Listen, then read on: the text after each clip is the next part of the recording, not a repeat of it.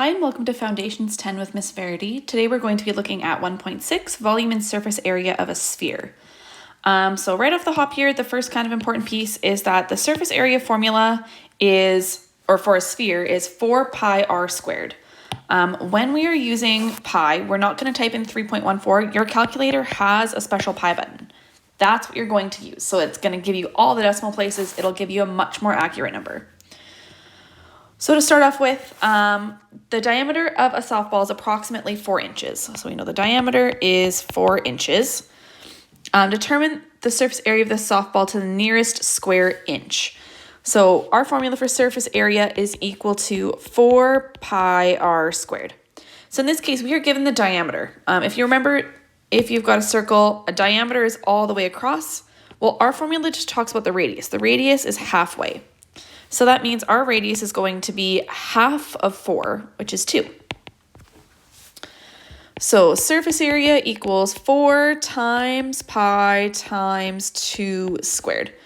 Once you've written that down, you can show more work. You could say 4 times pi times 4, but you can type that straight into your calculator. 4 times pi times 2 squared. And my calculator spits out 50.27. It's asking us to the nearest square inch, so that's going to be 50 inches squared. That is our final answer. So the surface area of a soccer ball is approximately 250 square inches. So they're telling us our surface area is 250 square inches, so inches squared. What is the diameter of a soccer ball to the nearest 1/10 of an inch? So our formula again is surface area equals 4 pi r squared. So we are looking for the diameter. Well, the diameter we can find from the radius. So we are given the surface area, which is 250, 4 pi r squared. So I'm going to start by this, remember, is 4 times pi times r squared. Well, the opposite of multiplication is division. So there's 2 ways you can go about this. I'm going to show it on both sides. It's going to be the exact same thing. Just whatever way you prefer. So again, we know that that is multiplication in between. One of the ways you can do it is you can divide by 4 on both sides. So that's going to reduce to be 1. 250 divided by 4 is 62.5. That equals pi r squared. Again, remember that's pi times r squared. So now we're going to divide both sides by pi.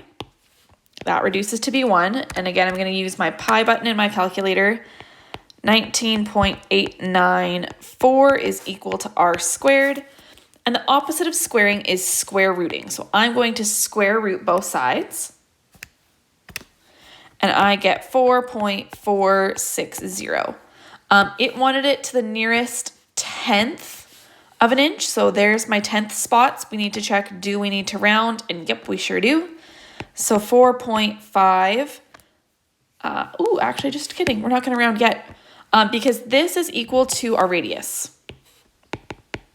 But we want the diameter. So the diameter is equal to 2 times your radius. So 2 times my 4.460, technically it's 3. So that gives us a diameter is equal to 8.921. Again, you don't want to round until your final answer. So the whole way, I never cleared my calculator once. I just used my answer button. So the nearest 1/10, check, do we need to round? Nope, we don't.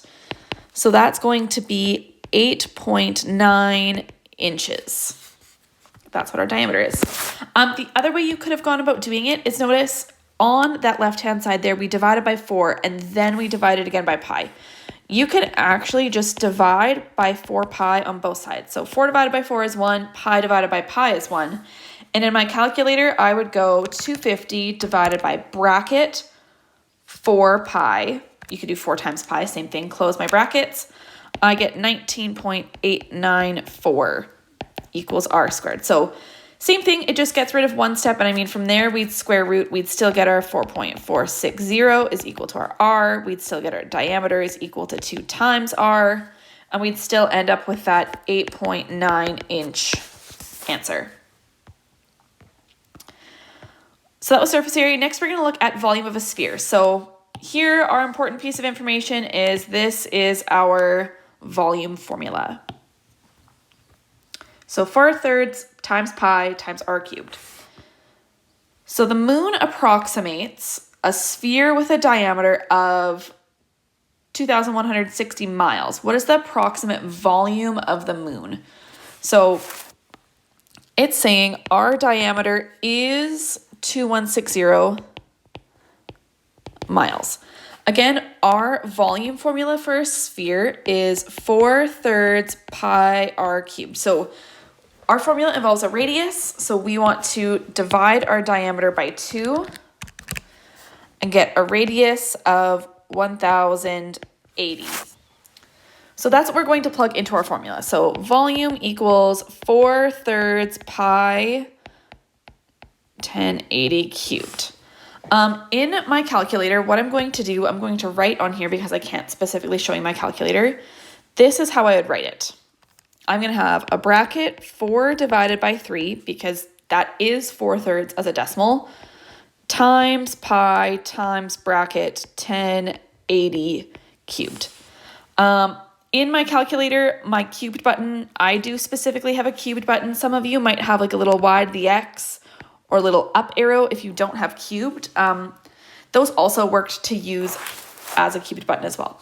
So anyways, this is specifically what I'm going to type into my calculator.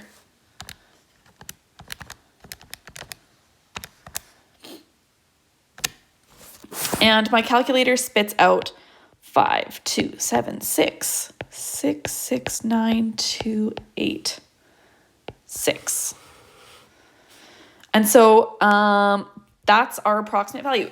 Don't forget the units. This is miles cubed.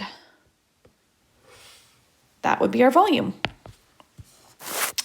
A hemisphere has a radius of 5 centimeters. So a hemisphere, I'm going to get my art skills on here. There's our hemisphere. So this is kind of like the flat side, and the other part is like our rounded outside. I don't know, you're taking a sphere, you're cutting it in half. That's what a hemisphere is. So our radius is equal to 5 centimeters. We want to find the surface area of the hemisphere to the nearest 1/10 of a centimeter square. So we're kind of going to think of two pieces. So we would have a sphere, but we're cutting that sphere in half. So if we just had a regular sphere, we'd have our outside part, and our outside part, our surface area formula, that again is our 4 pi r squared.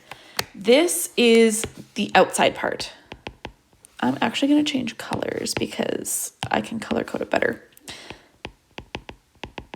That's our outside of your circle. But then we chopped it in half. And by chopping it in half, I'm also going to color code better. We have kind of a flat part. And that flat part is made up of a circle. The area of a circle is equal to pi r squared. And so that is taking care of this inside part, the part that if you had a hemisphere and I was going to lie it flat on the ground, it would be like this bottom part that's touching the ground. That is what our pi r squared is made up of. Our outside part, that is like the rest of the globy 3D bit. Okay, so let's do some math with that. We were given a radius. All our formulas involve a radius. 4 pi 5 squared. So 4 times pi times 5 squared is equal to 314.159. Our units for this, because we squared things, would be centimeters squared. Our hemisphere part, or like the bottom flat part, pi times 5 squared That is 78.5398. So we're going to, and that's centimeters squared. To find our total surface area, we are going to add those two values together. And we get a total surface area of 392. We want the nearest tenth. My calculator spits out 6988. So nearest tenth, we check, do we need to round? Yes, we do. And this would be centimeters squared. That is our surface area. What is the volume of a hemisphere to the nearest tenth of a cubic centimeter? So the nice thing, our volume of a sphere formula, 4/3 pi r cubed. This, we don't have to really take anything fancy into account. At the end, this would be the volume of a sphere. We have half of it, so we're just going to divide it by 2. So 4/3 pi 5 cubed. Again, in my calculator, I'm literally just going to type 4 divided by 3 times pi times 5 cubed. So 4 divided by 3 times pi times 5 cubed is 523.5988. And again, we have a hemisphere. So we're going to take that number, and I'm just actually going to not draw an arrow even. We're going to divide that by 2. So this gives us 261.79993. We're going to round it to the nearest tenth. So 261.8. Our units for this are centimeters cubed, and that is equal